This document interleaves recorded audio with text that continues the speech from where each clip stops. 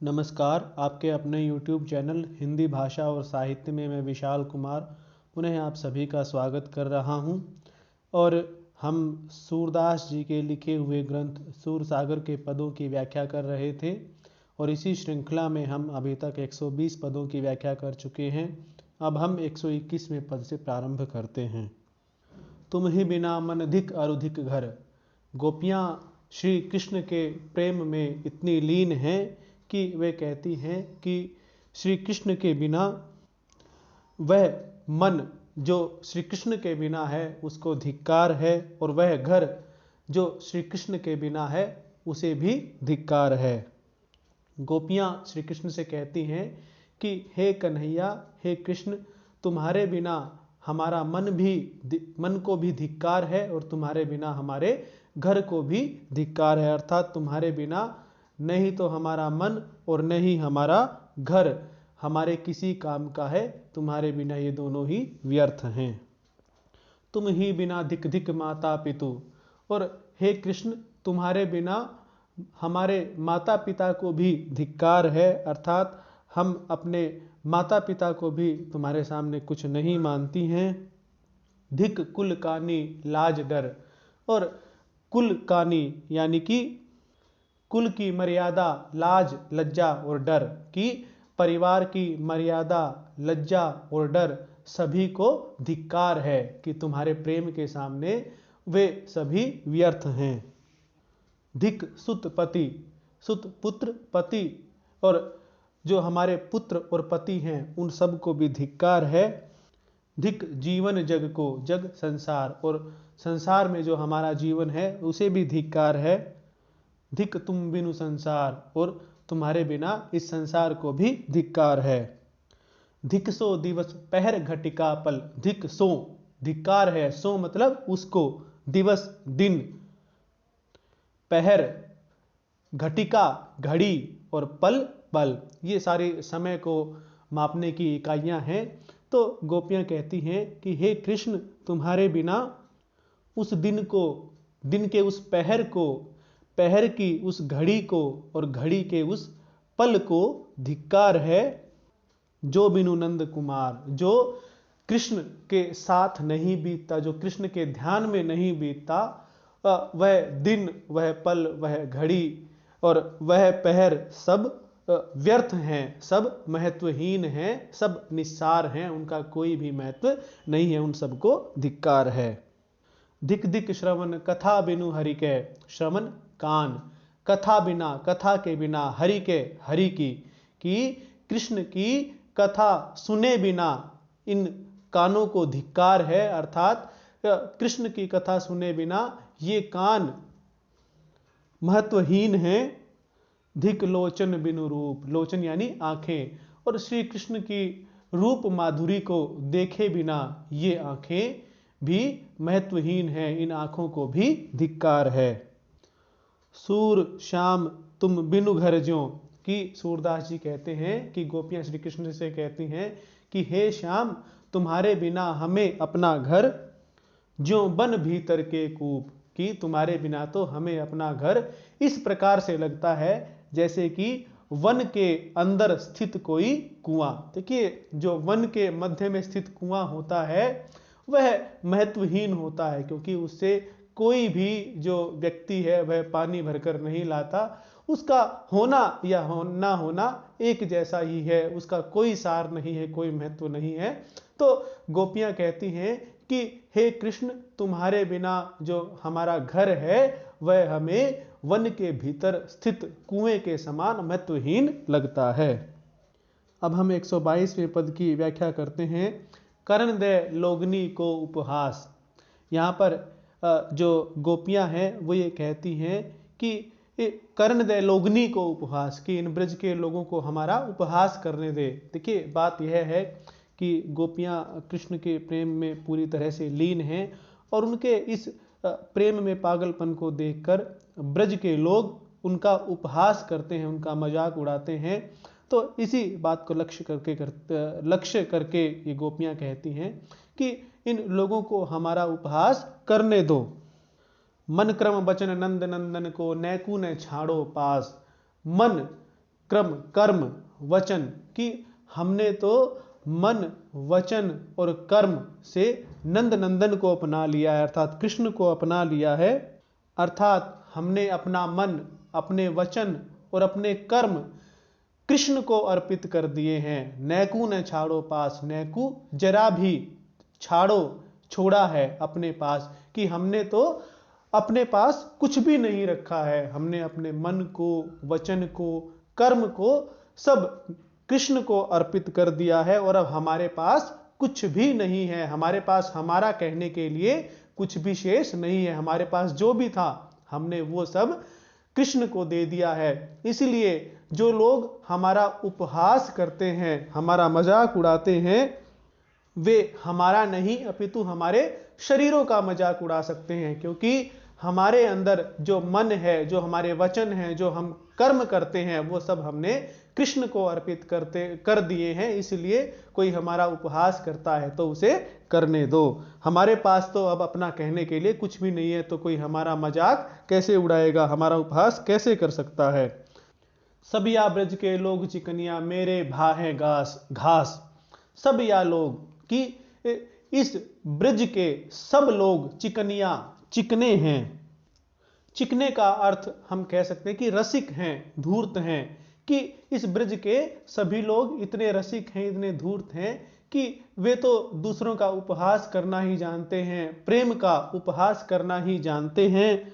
मेरे भा है घास, लेकिन मैं तो इन सबको घास के तिनके के समान, मेरे लिए तो इनका भाव घास के तिनके के समान है। अर्थात मेरे लिए इनका मूल्य जितना घास के तिनके का मूल्य होता है, वैसा ही मेरे लिए इनका मूल्य है। अर्थात मेरे लिए इनका कोई भी महत्व नहीं है, मेरे लिए इनका कोई भी मूल्य नहीं है।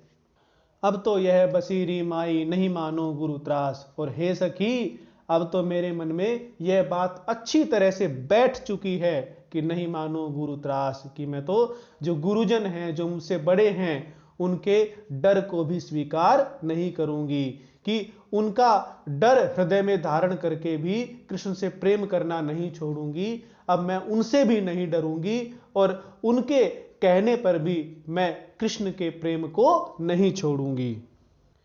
कैसे रहियो परेरी सजनी, एक गांव के बास। कैसे रहियो, रहूं, परे, परे यानी दूर,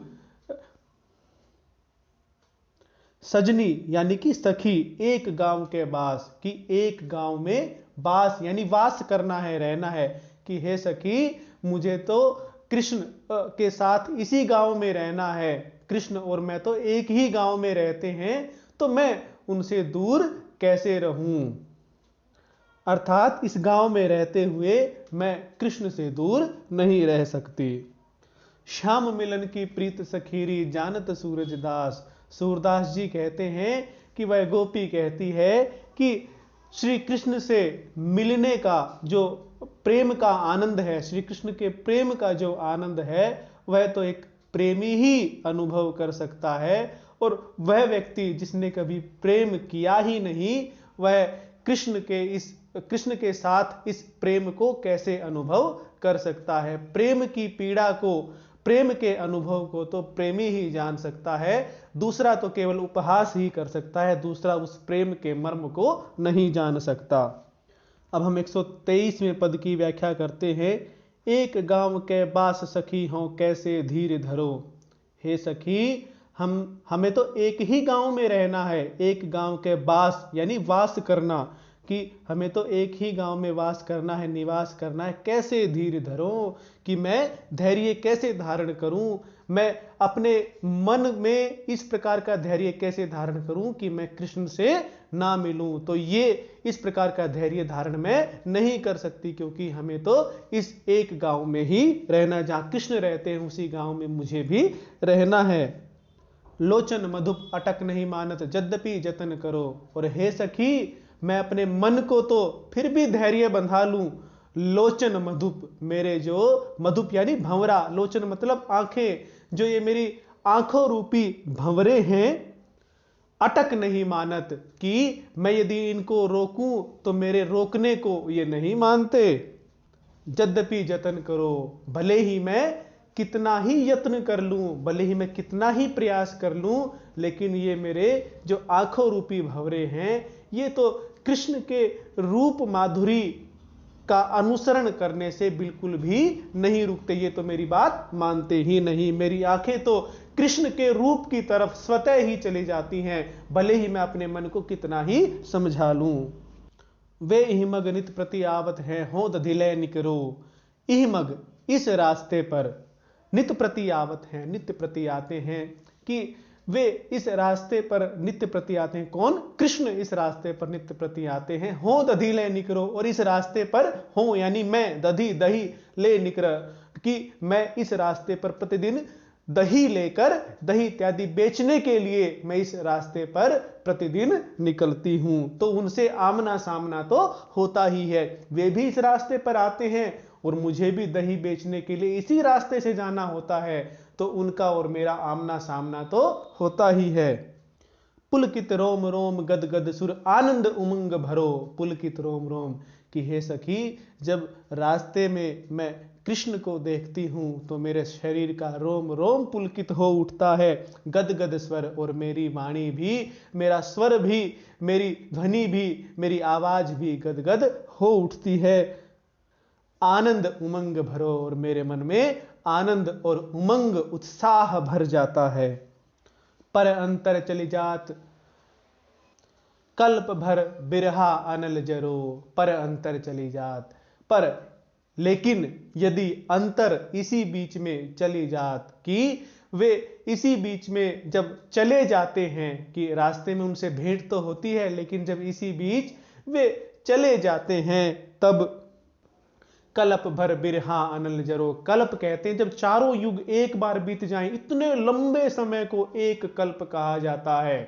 तो कल्प की मुझे जब कृष्ण एक पल के लिए भी मेरी आंखों से दूर चले जाते हैं, रास्ते पर कृष्ण मुझे मिलते हैं, और जब वे चले जाते हैं तो मैं जितने समय कृष्ण को नहीं देख पाती हूं, वह समय मेरे लिए उस इतने बड़े समय के रूप में परिवर्तित हो जाता है। अर्थात कृष्ण के विरह में थोड़ा सा समय भी मुझे कल्प जो समय होता है, इतना अधिक समय होता है उस जैसा, यानी कि वह समय जो कट ना सके, वह समय जो बीत ना सके, इतना बड़ा समय लगने लगता है। और विरहा अनल जरो, और मैं विरह की आग में जलने लगती हूं, कृष्ण के प्रेम के विरह की आग में मैं जलने लगती हूं।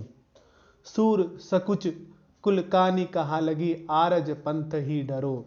सूरदास जी कहते हैं कि वह गोपी कहती है कि सकुच, संकोच, कुलकानी, कुल की लज्जा, कुल की मर्यादा कहाँ लगी, कि कब तक आरज पंथ ही डरो। और आरज पंथ, आर्यों के लिए जो पथ निश्चित किया गया, आर्यों ने स्त्रियों के लिए जो मार्ग निश्चित किया है कि वे इस प्रकार से घर में ही रहें, और इस तरह से प्रेम पर जो पाबंदी लगाई है, आर्य पंथ जिसको कहा गया है, तो डरो, उनसे डरूं। तो सूरदास जी कहते हैं कि वह गोपी कहती है कि हे सखी, मैं कब तक तो परिवार के लोगों का संकोच करूं, कब तक उनकी लज्जा और मर्यादा का ध्यान करूं, और कब तक जो आर्य पंथ निश्चित किया गया है, उस निश्चित पंथ, जो उनके विधि विधान हैं, जो उनकी परंपराएं हैं, उनका डर मानकर कृष्ण से प्रेम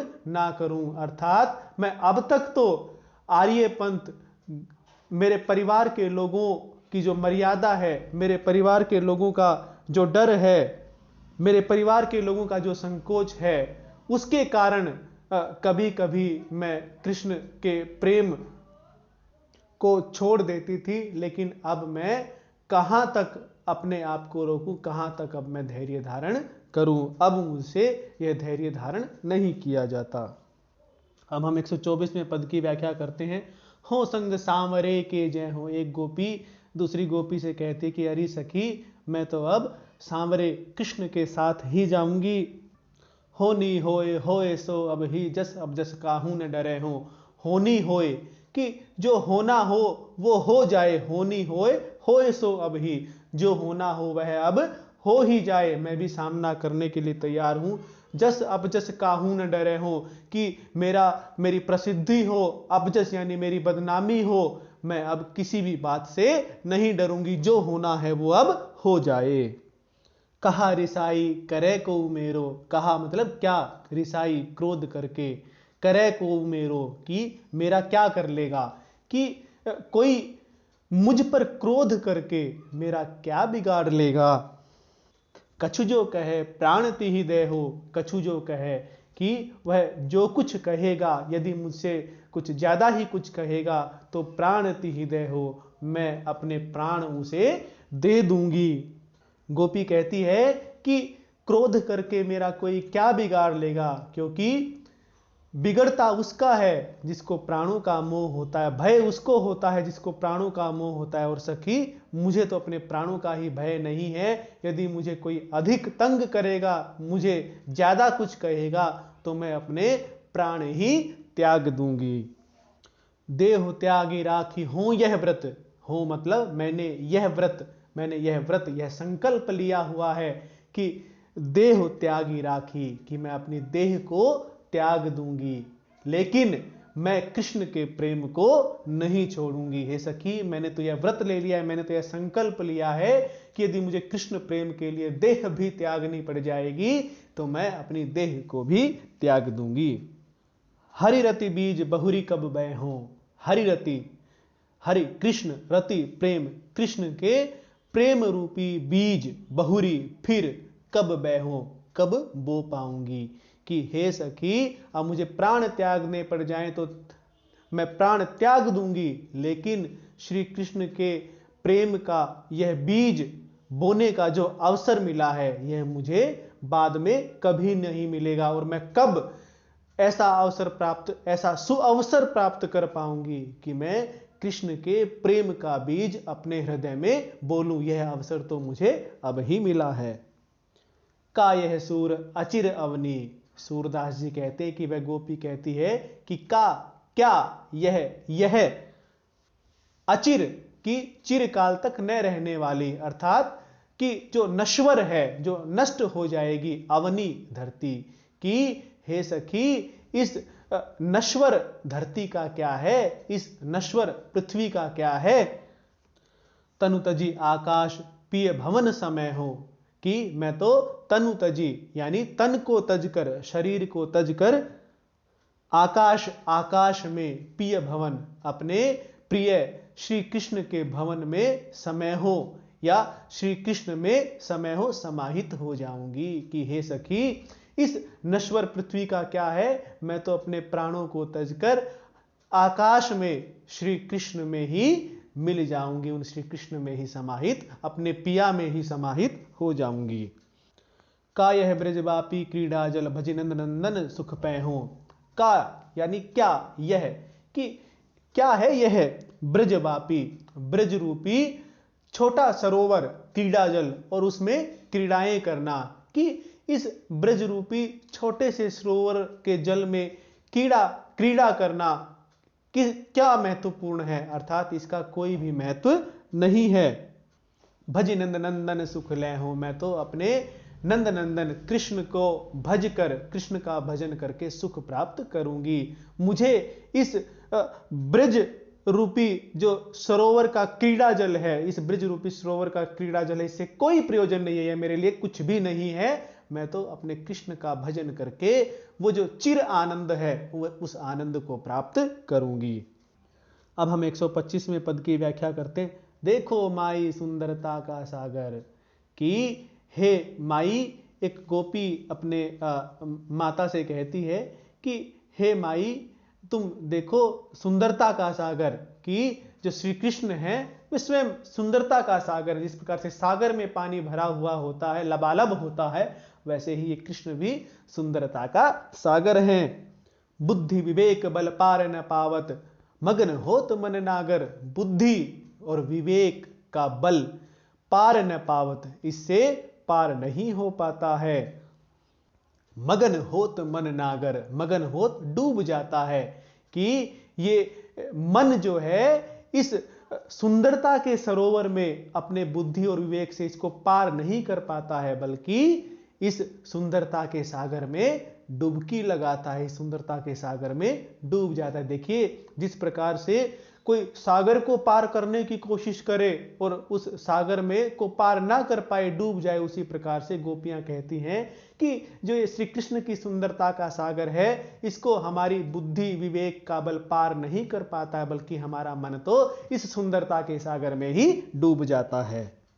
तनु अतिश्याम अगाध अम्बुनिधि, तनु यानी तन शरीर, अतिश्याम अति श्यामला, अगाध यानी गहरा, अम्बु निधि, अम्बु पानी, निधि मतलब खजाना, कि जो श्री कृष्ण का शरीर है, जो सांवला शरीर है, यह अम्बु निधि यानी उस समुद्र के समान, उस गहरे और जल से लबालब भरे हुए समुद्र के समान है। हम इसको यों भी कह सकते हैं कि जो श्री कृष्ण का सांवला शरीर है, यह सुंदरता रूपी जल से लबालब भरे हुए समुद्र के समान है। कटिपट पीत तरंग, कटि यानी कमर, पट यानी वस्त्र, पीत मतलब पीला, और तरंग जो समुद्र में तरंगे उठती हैं, लहरें उठती हैं, कि श्री कृष्ण ने कमर में जो पीला वस्त्र पहना हुआ है, वह पीला वस्त्र तरंगों के समान लग रहा है। देखिए जो समुद्र पर सुबह सुबह जो सुनहरा सूर्य होता है, उस सुनहरे सूर्य की जो किरणें पड़ती हैं, तो उन किरणों के पड़ने से समुद्र की लहरें पीले वस्त्र की भांति चमकती हैं, सुनहली हो जाती हैं। तो उन्हीं को मद्देनजर रखते हुए गोपियां यह उपमा दे रही हैं कि श्री कृष्ण ने अपनी कमर में जो पीतांबर धारण किया हुआ, वह पीतांबर लहरों के समान लग रहा है। चितवत चलत अधिक रुचि उपजत, चितवत देखते हुए, चितवत देखते हुए, चलत चलते हैं, अधिक रुचि उपजत, अधिक रुचि उपजत, उपजत का अर्थ होता है उत्पन्न होती है। जब श्री कृष्ण पीछे मुड़ मुड़ कर देखते हुए चलते हैं तो अधिक रुचि उपजत, तो उनकी शोभा अधिक बढ़ जाती है और उनको देखने में रुचि अधिक उत्पन्न हो जाती है, वो अधिक सुंदर लगने लगते हैं।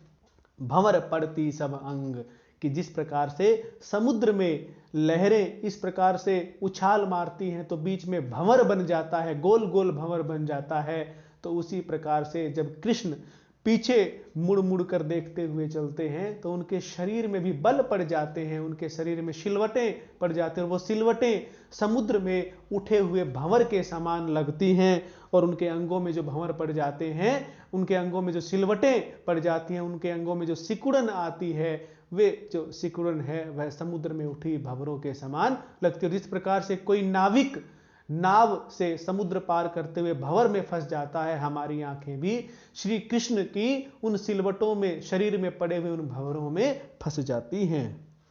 नैन मीन मकराकृति कुंडल, नैन आंखें, मीन मछली, मकराकृति मगरमच्छ की आकृति वाले कुंडल, कानों में धारण किए जाने वाला आभूषण। देखिए समुद्र में मछलियां भी होती हैं, समुद्र में मगरमच्छ भी होते हैं, तो श्री कृष्ण के सुंदरता रूपी समुद्र में मछलियां कौन है? श्री कृष्ण की आंखें। जिस प्रकार से मछली की आंखें सुंदर होती हैं, उसी प्रकार से कृष्ण की आंखें भी मछली के समान लग रही हैं, मकराकृति कुंडल, और उन्होंने कानों में मगर मच्छ की आकृति के कुंडल पहने हुए हैं। तो मछली जैसी आंखें और मगरमच्छ जैसे कुंडल समुद्र में मछली और मगरमच्छ के समान लग रहे हैं। भुज सरी सुभग भुजंग, भुज यानी भुजाएं, सरी समान, सुभग यानी कि सुडोल, भुजंग यानी कि सर्प, की जो श्री कृष्ण की लंबी लंबी और सुडोल भुजाएं हैं वह सर्प के समान लग रही हैं। देखिए समुद्र में सर्प भी होते हैं, पानी के सर्प होते हैं, तो श्री कृष्ण की भुजाएं समुद्र में रहने वाले उन सर्पों के समान लग रहे हैं। मुक्ता माला मिली मानो द्वय सुरसरी एक संग, मुक्ता माला मोतियों की माला, मानो मिली कि मानो मिलकर, द्वय सुरसरी दोनों सुरसरी यानी कि नदियां एक संग एक साथ। श्री कृष्ण ने अपने गले में मोतियों की माला डाल रखी है, अपने कंठ में मोतियों की माला डाल रखी है, और उस माला की दोनों लड़ियां जब एक साथ श्री कृष्ण के शरीर पर मिलती हैं तो ऐसा लगता है कि मानो दो नदियां एक साथ मिल रही हैं। जिस प्रकार से दो नदियां एक ही मुहाने पर आकर समुद्र में मिल जाती हैं, उसी प्रकार से श्री कृष्ण के कंठ में पड़ी हुई मोतियों की माला उनके शरीर की सुंदरता रूपी समुद्र में आकर मिलती हुई दिखाई देती हैं। कनक खचित मणिमय आभूषण, कनक यानी सोना, खचित युक्त मणिमय आभूषण की मणियों से युक्त आभूषण, सोने और मणियों से जड़े हुए आभूषण श्री कृष्ण ने धारण किए हुए हैं। मुख भ्रम कण सुख देत, की मुख पर पसीने के कण सुख देत, इस प्रकार से सुख दे रहे हैं, इस प्रकार से सुशोभित हो रहे हैं। सुख देत मतलब सुशोभित हो रहे हैं कि श्री कृष्ण ने सोने से और मणियों से जड़े हुए आभूषण धारण कर रखे हैं और उनके मुख पर पसीने की बूंदें झलक रही हैं और वे इस प्रकार से सुशोभित हो रही हैं कि जनु जल निधि मति प्रगट कियो, कि जनु मानो जल निधि समुद्र ने मथि मथ कर प्रगट कियो, प्रकट कर दिया है।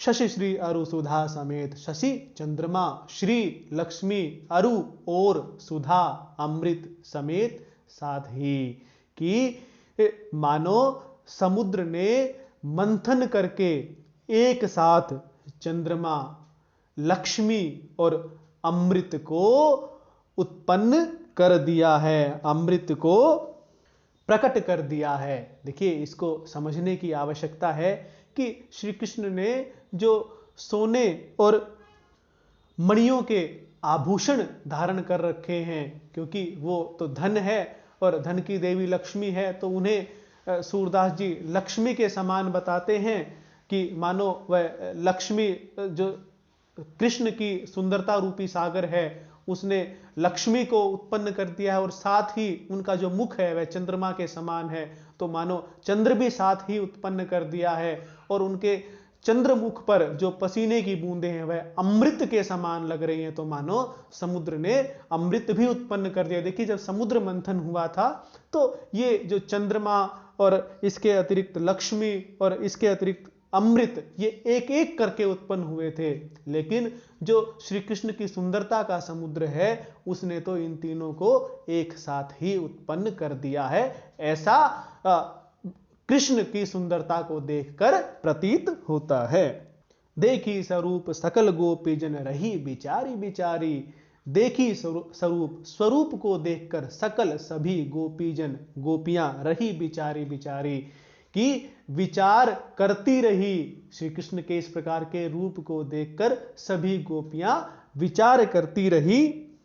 तदपि सूर तरि सकीन शोभा, रही प्रेम पचिहारी। तदपि फिर भी, सूरदास जी कहते हैं कि फिर भी तरि सकीन शोभा, तरि मतलब तैर कर पार कर लेना, शोभा उस शोभा रूपी समुद्र को, कि गोपियों ने बहुत भांति विचार किया, बहुत भांति प्रयत्न किया, श्री कृष्ण की सुंदरता के बारे में विचार किया, लेकिन फिर भी वे उस श्री कृष्ण की शोभा सुंदरता रूपी समुद्र को तैर करके पार नहीं कर सकी।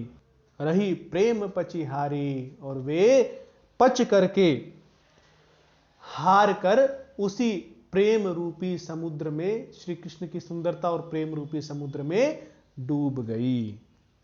अब हम 126वें पद की व्याख्या करते हैं। श्याम भुजनी की सुंदरताई, कि एक गोपी दूसरी गोपी को श्री कृष्ण की भुजाओं की सुंदरता के बारे में बता रही है। सखी देखो तो श्री कृष्ण की भुजाओं की सुंदरता। चंदन खोरी अनुपम राजती, सो छवि कही न जाई, कि चंदन खोरी, चंदन का लेप की हुई, अनुपम राजती, कि ये अनुपम भुजाएं चंदन के लेप से विराजमान हैं। सो छवि कही न जाए, और जो इन भुजाओं की छवि है उसके बारे में कहते भी नहीं बनता, उसके बारे में वर्णन भी नहीं किया जा सकता है। भरे विशाल जानू लो परसत, एक उपमा मन आई। भरे विशाल यानी बहुत बड़ी बड़ी, जानू यानी कि जंघा, लो तक, परसत स्पर्श करती हुई, कि इन श्री कृष्ण की भुजाएं इतनी लंबी हैं कि वे उनकी जंघाओं को भी स्पर्श करती हैं, वे उनके घुटनों तक को स्पर्श करती हैं। और उनकी इतनी लंबी लंबी भुजाओं को देखकर एक उपमा मन में आती है।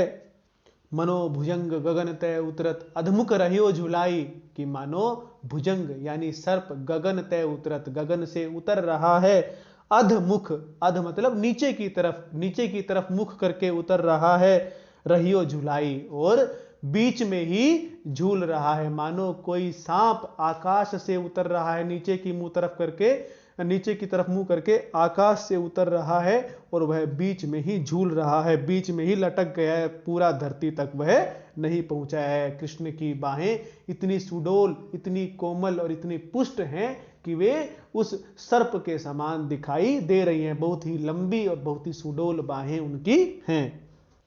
रत्न जड़ित पहुंची कर राजती अंगुरी सुंदर भारी, रत्न जड़ित रत्नों से जड़ी हुई, पहुंची यानी कि पहुंची जो हम कलाई पर बांधते हैं, कर राजती, कर यानी हाथ पर, राजती विराजमान है, अंगुरी अंगुलियां, सुंदर भारी बहुत ही सुंदर हैं और बहुत ही भारी मतलब सुडोल, मोटी मोटी और बहुत ही मजबूत जिसको कहेंगे, उनकी कलाई पर पहुंची विराजमान है और उनकी उंगलियां भी बहुत ही सुडोल, मजबूत और सुंदर हैं।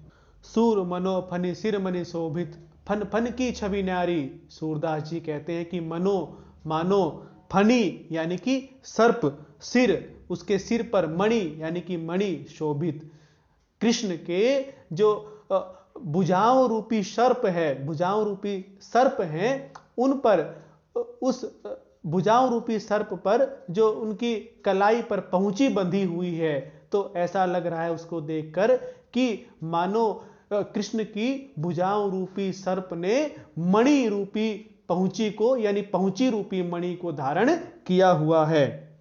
ऐसा लगता है कि मानो कृष्ण के भुजाओं रूपी सर्प ने पहुंची रूपी मणि को धारण किया हुआ है। फन फन की छवि न्यारी, और जो कृष्ण की उंगलियां हैं, जो हृष्ट पुष्ट उंगलियां हैं, वे उस सर्प के अनेक फनों के समान लग रही हैं और ऐसा लगता है कि उनके प्रत्येक फन की, उन सर्पों के प्रत्येक फन की छवि भी बहुत ही अलग है, बहुत ही सुशोभित हो रहे हैं।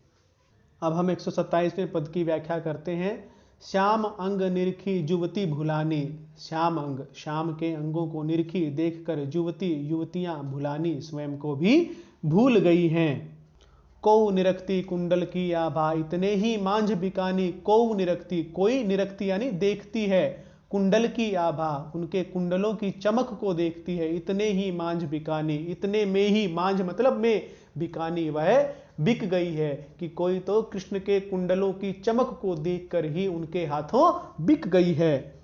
ललित कपोल निरखी कौवट की, ललित यानी सुंदर, कपोल उनके गाल, निरखी कौवट की, देख कर कोई उन कपोलों में ही, उनके गालों में ही अटक गई है, उनके सुंदर गालों को देखकर ही कोई उनमें अटक गई है।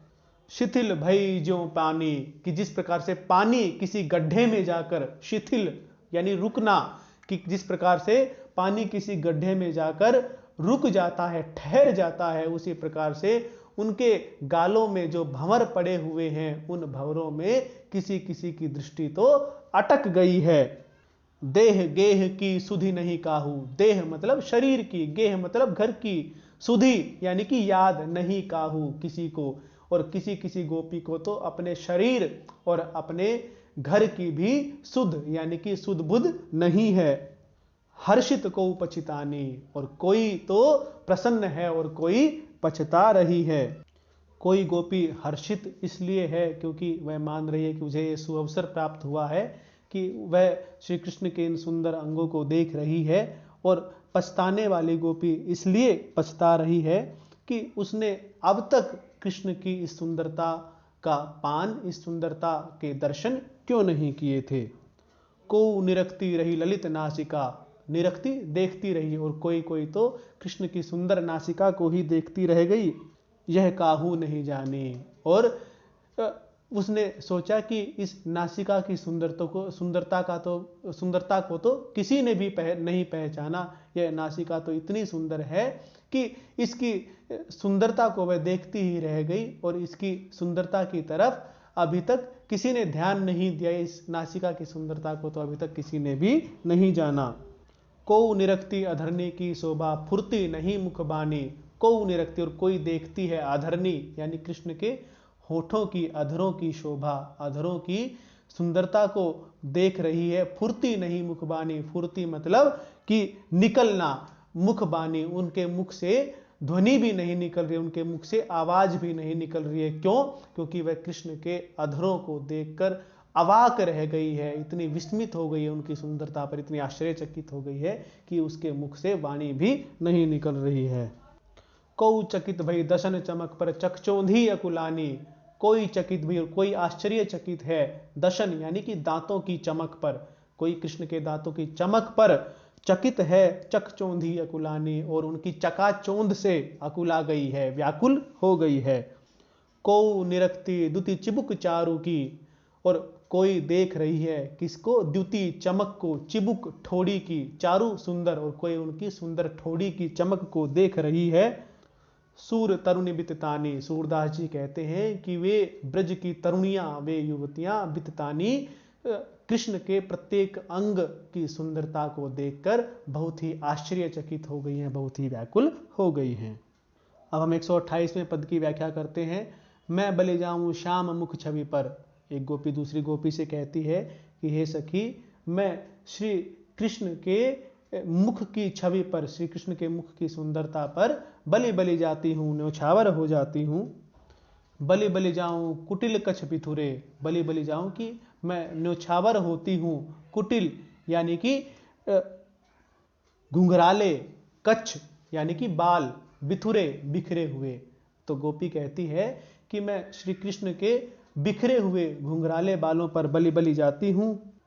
बलि भ्रिकुटी लीलाट पर, और मैं बलि बलि जाती हूँ भ्रिकुटी भौहें, लीलाट यानी माथे पर, श्री कृष्ण के भौहों और माथे पर भी मैं न्यौछावर जाती हूँ, बलि बलि जाती हूँ, बलिहारी हो जाती हूँ।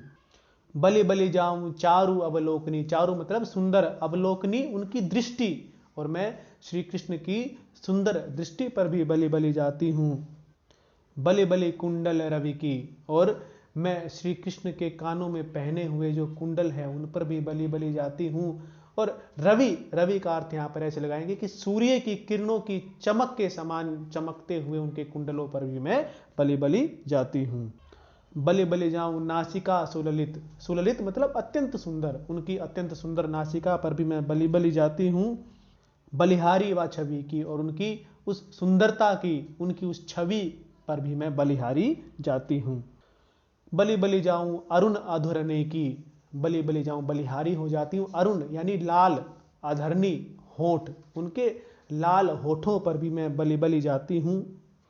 बिद्रुम बिंब लजावन, बिद्रुम यानी कि मूंगा, और बिंब यानी बींबा का फल, वे दोनों लाल होते हैं।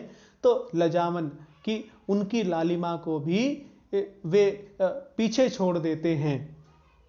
मूंगा और बीबा फल की लालिमा को लजाने वाले श्री कृष्ण के लाल अरुण होठों पर भी मैं बलिहारी जाती हूँ। मैं बलि जाऊं दसन चमकनी की, मैं बलिहारी हो जाती हूँ दशन दांतों की, चमकनी की यानी दांतों की चमक पर। बारो तड़ितनी सावन की, बारों मैं न्यौछावर कर देती हूँ, तड़ितनी बिजलियों को, सावन, सावन की, सावन मास में बादलों के बीच चमकने वाली बिजलियों को मैं श्री कृष्ण के दांतों की चमक पर न्यौछावर कर देती हूँ। मैं बलि जाऊं ललित ठोड़ी पर, और मैं उनकी ललित यानी सुंदर ठोड़ी पर भी बलिहारी जाती हूँ। बलि मोतनी की माल, और मैं उन्होंने जो मोतियों की माला धारण कर रखी है उस पर भी न्यौछावर होती हूँ। सूर निरखी तन मन बलिहारो, बलि जसुमती लाल। सूरदास जी कहते हैं कि निरखी देखकर तन मन बलिहारो, कि अपने तन और मन को बलिहारी या न्यौछावर कर देने का मन करता है। श्री कृष्ण के रूप को देखकर उन पर अपने तन और मन को बलिहार, न्यौछावर करने का मन करता है, बलि जसुमती लाल।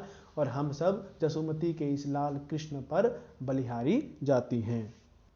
अब हम 129वें पद की व्याख्या करते हैं। नटवर भेष धरे ब्रज आवत, श्री कृष्ण वन से लौट रहे हैं और वे नटवर नागर का भेष धारण करते हुए ब्रज में आ रहे हैं। मोर मुकुट मकराकृति कुंडल, उन्होंने अपने सिर पर मोर का मुकुट धारण किया हुआ है और अपने कानों में मगरमच्छ की आकृति के कुंडल धारण किए हुए हैं।